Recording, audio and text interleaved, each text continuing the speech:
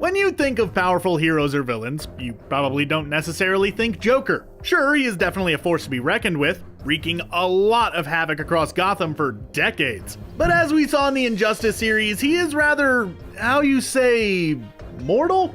But what you may not have considered is all of the aspects of his character that make him so powerful. Sure, he may not be able to survive something like, I don't know, a batarang to the face or Superman's fist through his chest. But there is certainly a reason why he is the subject of so much of Batman's attention. So let's take a look at his origins, what he can do, and what kind of sweet gadgets and gizmos he regularly utilizes. You know the spiel, let's dive right into it. Starting things off, let's take a look at who exactly the Joker is, and how he came to be, an idea that is absolutely easier said than done. While there have, in both the comics and films, been several different attempts to give the character a definitive backstory, it is almost immediately undercut by the fact that the character of Joker is, as we all well know by this point, a delusional, sadistic psychopath who really shouldn't be trusted. This is particularly well illustrated in Christopher Nolan's The Dark Knight. When Joker confronted a new character, he would utter one of his most iconic lines. "Wanna know how I got these scars?" Which he would then follow up with a story that varied quite wildly each time, showing us that, as long as Joker is the one telling the story, you can't really 100% believe what you hear. Heck, even before becoming Joker proper, there doesn't seem to be any records of him, with even his DNA coming back with no matches in public records. So there isn't really any set origin, though the one that most people consider the closest to being accurate is probably the origin that we see in The Killing Joke. This much beloved graphic novel by Alan Moore attempted to give Joker a definitive origin, explaining that he once lived as a failing stand-up comedian who, after finding himself struggling to make ends meet, agreed to aid some mobsters in a heist of a chemical factory. During said heist, the mobsters dressed him up as the villain Red Hood, and he quickly found himself facing down Batman, who had arrived on the scene in order to stop the criminals. Naturally mistaking the comedian for a bigger threat, Batman approached the hapless would-be villain, scaring him to the point that he takes just one step too many backwards, finding himself falling over a railing and into a vat of gross chemicals. And man, that goo that he found himself in was some really volatile stuff. It bleached his skin, turned his lips a bright red, and for some reason, made his hair green. So yeah, according to The Killing Joke, none of the Joker's iconic look is due to makeup. That's just how he naturally looks. Well, as naturally as being warped by gross, innocuous goo can be.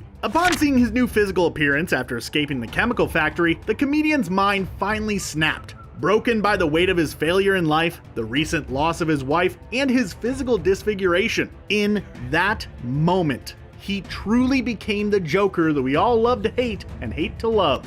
That is, if this is his actual origin, which again, we can't say for certain. So take all of that with a grain of salt. Now, diving into Joker's powers, there is really not much here. Joker is effectively just a normal dude. A crazy wacko dude, but still just a dude. Well, I guess that's not entirely accurate. He does possess a few minor abilities that are not too often advertised. Due to his exposure to toxic chemicals, Joker actually has above average resistance to pain, meaning that he can take a much heavier beating and keep on keeping on for far longer than any other goon. This goes a long way to explaining how Joker is able to go toe-to-toe with a fighter as highly trained and aggressive as Batman. He also possesses a natural immunity to certain chemical effects, which comes in handy when he chooses to disperse his iconic Joker venom on unsuspecting people. We'll have more on that later. The Earth Prime version of the character even has a compound known as Dionysium integrated into his spine that aids him in regenerating after he is injured. And when I say aiding him, I mean to the point that he was basically able to regenerate his face after it was cut off. So that's a thing,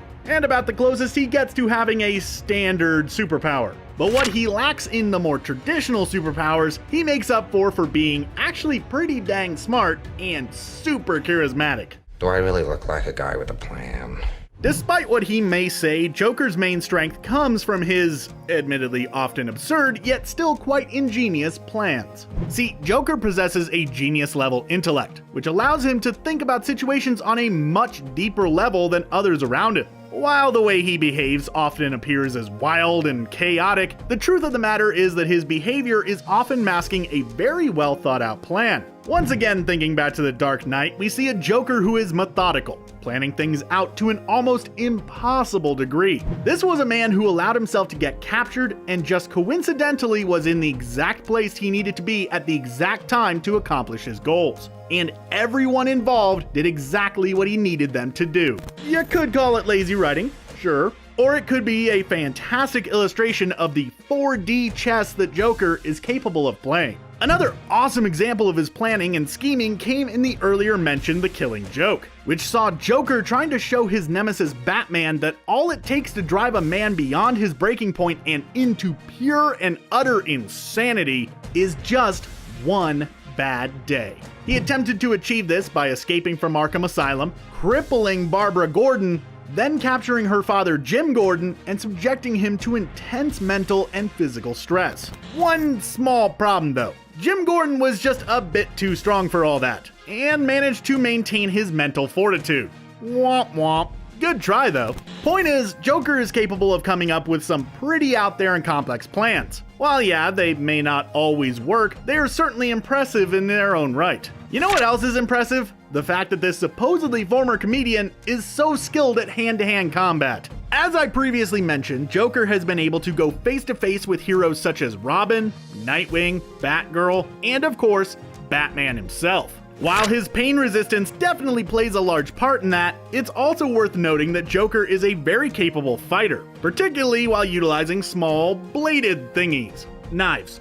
I'm talking about knives here, people. You know, those pointy things that the Jared Leto Joker laid down while surrounded by in Suicide Squad. Needless to say, the dude really likes knives. He's also particularly good with throwing weapons, specifically utilizing sharpened playing cards. When an upfront encounter is just out of the question though, Joker is also able to utilize some rudimentary stealth skills as well. Turns out, the wacky jokester of a villain is actually pretty sneaky. Who would have thought? His stealthy endeavors are also further aided by his ability to disguise himself. While his physical appearance is indeed easy to pick out of a lineup, to say the least, through the use of skin pigment altering makeups and chemicals, as well as muscle relaxants to try to downplay his warped smile, Joker can become pretty unrecognizable. He even once was able to trick the world's greatest detective himself for quite a while, during a period of time when he disguised himself as an orderly at Arkham Asylum named Eric Border. Now, one thing that most people overlook when thinking about how big of a threat Joker is to our favorite heroes